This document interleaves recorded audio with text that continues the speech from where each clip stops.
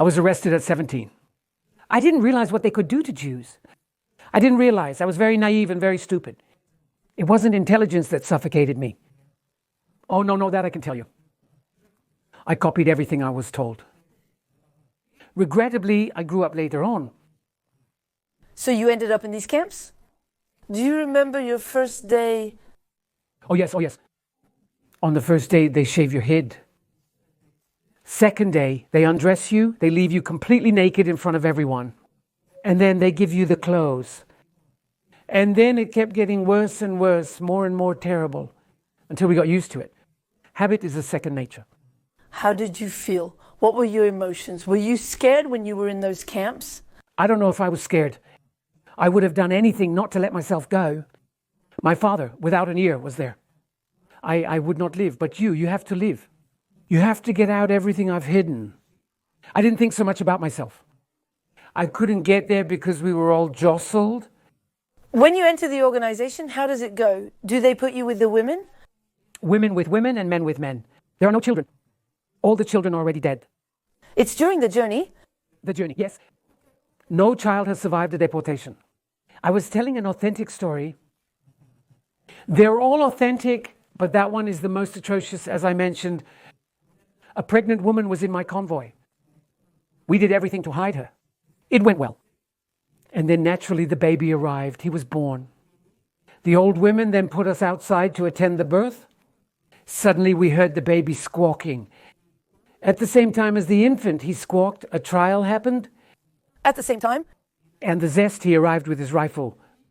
He hits us with butt strokes so that we are allowed to enter the house, into the pavilion. And we do everything to prevent him from coming. And he comes, he took the baby, he threw it in the air, and he had it shot in prison. So when people bother me, excuse my language, when people bother me with God, if there really was a true God, there wouldn't have been these 6 million deaths. That's all. Why children didn't return to the camps? If they couldn't work to get their bread to eat, they had to work. It cost me my teeth. Because one day, while digging, a soldier told me, "You're doing your job badly." I said, "No, I do it as I want." I think it's the only time I answered a German. He beat me. And well, I found myself, I didn't have inside here and not inside there. That's all and more I told myself, "Julia, you calm down. You don't answer. You do the minimum." It was very hard because not answering and receiving blows, you have to choose. There was a good hiding place, though I was lucky. I went in to peel the potatoes. I peeled kilos of potatoes. But it was a good plant. But it didn't last long. I got typhus. The intestines have a green tap and then it's open and you empty out. That's what typhus is. So we were, I tell you, weakened. The head of all the Birkenau camps in Switzerland, he tells me, "You're not going to work. You're going to go to Rivier. Rivier is the hospital and you're going to get treated." No, I'm not getting treated. I'm going to be sick working. I'm telling you that you're not going to work, and I forget it, well, at the moment. And then I take a risk and I leave. And I go to work. And there, to my misfortune, I arrived at the camp. Himmler was there.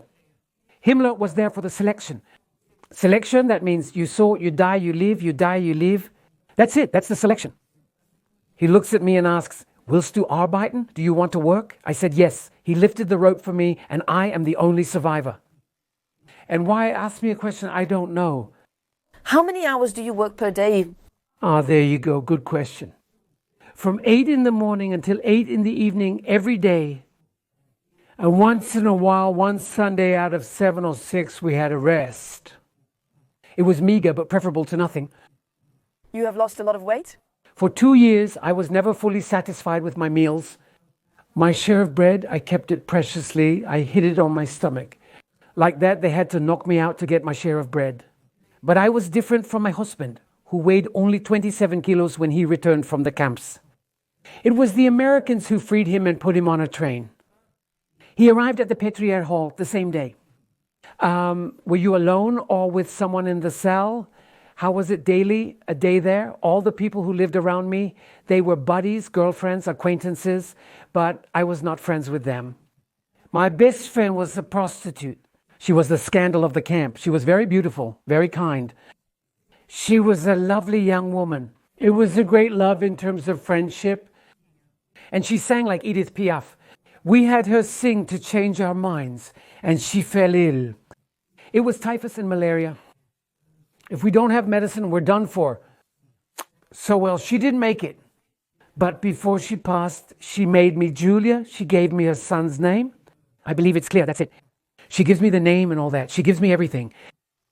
She tells me, please avenge me, please avenge me. And then, after the war with my girlfriends, we went to Pigalle. The moment we get out of the Pigalle metro, I get stopped by the police, your papers, and I pull out my new identity card, which was the repatriation card. Then he's there. The cop, what's this shit? It's not shit, sir. I'm coming back from the camps. Well, he told me why I was there, so I told him why I was there. He took me to see, he knew who I was talking about, the pimp. When I saw him, I said, hello, goodbye, I left. Despite everything, in the camp there were assholes as usual, but there were people who were like that. Are there people who have mocked you in this camp? There was one who escaped from the camps. Le Ferin, that means the courser. She ran errands for the officers, for all that. She loved another deportee. There was a smoking thing. We were working and we heard the escape siren. We started singing Good Trips in German. And we learned it was Mala. Mala was the courier. They both escaped. But there you have it. Mala caught typhus, that nasty disease, during the escape. So she was weakened and she got arrested. He was her lover. He let himself be caught. And the German, he starts to harass Mala. He does this, he does that. He was harassing. So she escapes. She knocks over the German officer. Then she says, what do you want? You want to kill me? Well, kill me, she said. He killed him. It was a general outcry from the whole camp. There was almost a revolt. The army was called to guard us because the Germans were afraid of us at that time. Well, that scene has been marked in the stories because Mala was a calm woman, but kind, adorable as anything. Then the revolt overpowered her. It's a sad anecdote, but it deserves to be told about misfortune that there weren't many, the survivors. You had a number tattooed there and still have it.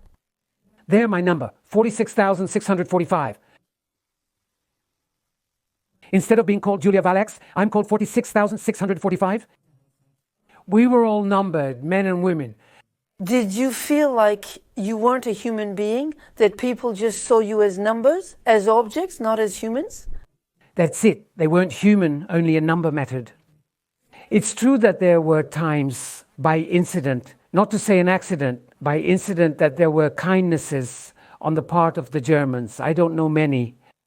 And it's hard for 2 years to be surrounded by only one person who belittles you, who rejoices over you. We learned not to look at them. That was our defense, not to look at them. I was beaten. They broke my teeth. I've had my fill with the Germans. So I learned it's over. I no longer interfere with what's none of my business. And that's it. One had to be docile. It's very hard to be docile in a civilization that is not human. Were there moments when you wanted to kill them all, jump at their throats? We had desires like that, but we knew what awaited us. They would kill us immediately. We could be scared when they had fits of them hitting you until you died. When they took you with a baton, they would beat you. I have a cousin. He spent 4 years in camp. He came back from the camps. He was traumatized. He worked in bread, and then he sees a little deported girl pass by. He sends her a bread. And a test, it saw that he threw the bread. He received 500 blows on the buttocks, my cousin. Were there sexual assaults in the camps? Were you afraid for yourself? Honestly, she asked me a good question. I wasn't a beauty, so I feared nothing. And then we had nothing more than that. So, with what do you want me to manage? I had a friend, her name was Pauline. She was beautiful and superb. Then she fell ill. What was that one called? She took it where she was sleeping to take advantage of her. The German female soldiers, they were worse than the worst. And the women who raped the other women. Yes, yes. It was the women, the women, the women, the women. But it was separate, the two. Women and men. Oh, yes, we were separated. It's mandatory because already we had a German hood looking for the sly side of the human being. And one day he found a couple making love, that kind of hood. And suddenly everyone in a circle. It was to show in the position how they were going to be, her with her panties pulled up and him with his pants down. We have no one to watch. We did not support the German. The German has gone mad. He left on his own, and then he left us alone, so we were quite happy that he got lost. How did it go in relation to your rules, for example? We didn't have, but no, when you eat... To your fill, you have no more rules. The rules, they arrived. I was already 4 years in Paris. After 4 years, I had my period. 4 years later, 4 years later. Yes, we were happy on one side. Because how will it be washed? Because that also wash with a small piece of stone like that. Supposedly soap. Believe me that it was not the joy to wash with that. I know that my first shower, really shower, I took after 2 years in the camp. So wait, we were told that we were going to work in a factory, but we had to go to the shower. We didn't want to go to the shower. We were afraid that it was fake crematoriums. We were afraid that it was gas. We were beaten quite with butt strokes to take a shower. And then when we saw that the water was running and we had nothing, that we were not dead, we let ourselves be washed. For 2 years, I did not wash myself. Did it create problems at the level of the skin? Scabies, it causes bumps. Believe me, it was not funny. How did you manage to get out of that camp? I escaped. We took the death road. The death road was an endless walk, on and on without stopping. There's no other word. My best friend was born dead on the road. It's the road from Auschwitz to Breslau. I believe it was an 80-kilometer journey on foot. To this day, I wonder how we did it. I don't know how we did it. When you made food, drink, what was the situation during those? 80 kilometers eating and drinking, it's a habit. We eat, we don't eat, it's the same. If I had to eat, I ate. If I didn't have to eat, I didn't eat. That's it, we couldn't do otherwise. We didn't have the right to stop. We had to walk due to the Germans' fear of the Russians. The Germans, so they protected themselves with us. But I remember we arrived in Breslau, and then there was snow. I'm not discussing the snow with you. You know that up until now I've been surrounded 3 times in winter sports. I hate winter sports. Winter sports, don't even talk to me about it. Because it was minus 25. Washing with icy water, but believe me, we would jump on our feet to warm up. It was almost a laugh. The word is harsh, but we occasionally had fits of laughter. But those were the darkest times of my life. So now the funny side. From a distance, we see khaki soldiers. So we said, they're French? Well, no, they were Americans. And the handsome American Paul Suski, also known as Ruski and Franzuski. I do French. Every French woman is a volunteer in Germany. What's wrong with your head? I get angry at this soldier, the American soldier. He tells me, show me your papers. I don't have any papers. What are you doing without papers here in Germany? And then he annoys me so much. I show you something you don't know, and I show him my number. He tells me in Yiddish, because Jews speak a language called Yiddish. You can't say you're Jewish. I forgot to say that. I can't say it anymore. And then they saved us. It's the Americans who saved us. So we entered the American camp. That was funny. They were obsessed with cleanliness. Thank you, that's it. So you had to go under a thing. At all costs, you always had to go under something to get disinfected. How scared the Americans were of us. They were nice, though. We fell into an American division of voluntary Jews to defend the Europeans. When you came out of that camp, you had... I came back for my 20th birthday. You weren't traumatized when you came back? I wasn't taking care of myself. No, I'm that. When you're traumatized by something, it's because you're taking care of yourself. I've never taken care of myself. It's a psychological issue. From the moment I was alive, my focus was on living life. That's what mattered most to me. And you didn't have nightmares, for example? Me, no. My husband, all the time. He had ornaments If I have a heart condition, how many times could I have died on the spot with my husband with ornaments? He was massacred him. All because he didn't want to admit that he was the one who stole the bread. So they massacred him. It makes me so sad. I didn't mean to make you cry like that. That was not my intention. How do you rebuild yourself, even if I don't know how it happens? I was lucky I found a handsome husband, also a deportee.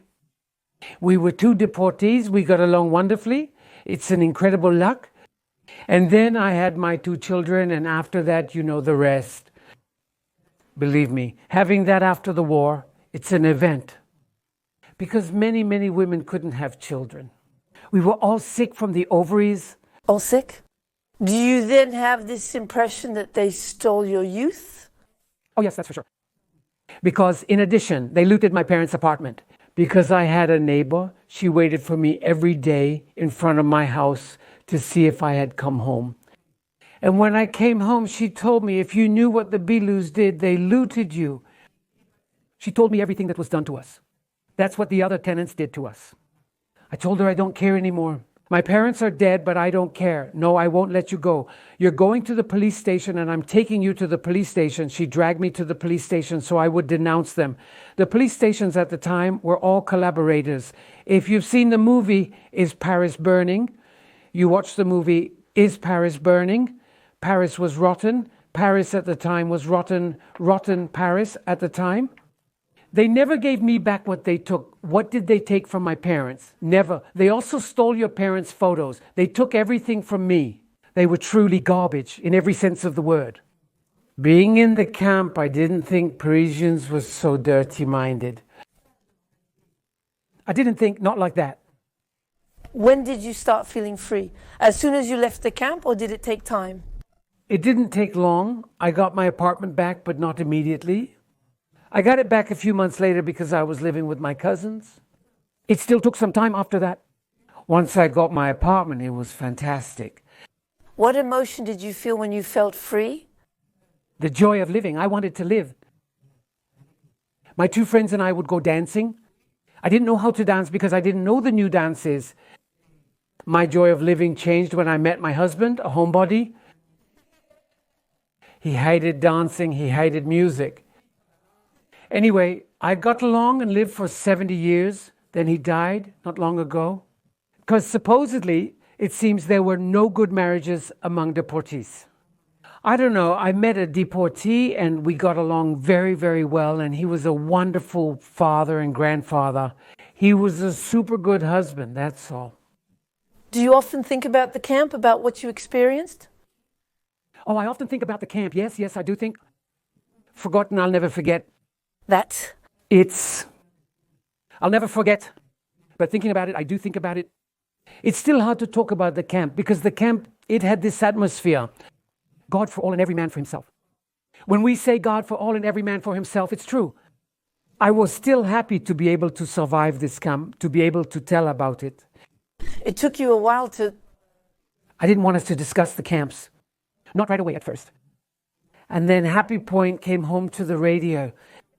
The door telling me, stop, you are a survivor of the camps. I say, yes, you can tell. It hasn't happened yet, but I'm sure I couldn't. He says, you try and there are people who haven't known you, you knew. Then the guy, he was sure of himself. I say, we calm down. I tell what I want to tell, but I don't tell like that. Realize that you asked me, you believe that I can tell it calmly impossible. At this point, you can't understand. You're right, you can't understand. Slowly I began to tell the story, crying as I spoke. At first I couldn't tell about my deportation without crying, and it was impossible. I was crying my eyes out. I made everyone cry. Well then, I calmed down afterwards. I got over it, and I had to please others who wanted to know the truth. You have to learn to control yourself. You can't have everything in life. Either we let ourselves go or we overcome. I wanted to live to have children, to get married and overcome my fear. It's incredible to have so much hope, to have this strength of character. It's in my nature. I'm an optimist, me. There weren't many optimists, believe me. I don't want to make you cry. No, but what you're saying is beautiful. It's very beautiful. Another question. I saw a documentary, yes. It was Holocaust survivors who said they felt a certain guilt, who blamed themselves for having survived while others had died. Do you feel no? I didn't feel that there are many who felt it. I didn't feel that I had the words of my father, you will live, you must live to tell what horror you will see, he told me. I think that's what made me live. I tell what I saw, that's all. You survived to share your story. Yes. Everyone is sensitive, everyone is sad, but you have to know when to tell the story. When it's the right time, it goes as smoothly as a letter in the mail. At first, all I did was cry when I told the story. Who will tell this story? I've already written and published a book, that's it. I've fulfilled my duty, it's done. I leave it to the care of what follows, that's it. We, the young people of our generation, people my age of 17, what could we do to tell your story so that it lasts over time, so that no one forgets it? I won't advertise my book. It's your job to tell the story. I will do it for you. That's the end. There you go. I release you. Believe me, you are doing your best, but be kind. I asked you a lot of questions. You told me your story, and it was very gripping. I loved exchanging with you. My darling, calm down, be nice, calm down, because I will soon join you. That you feel this sadness, I completely agree with you. And then we can't change anything in life. What you're doing is wonderful. That's it, that's all.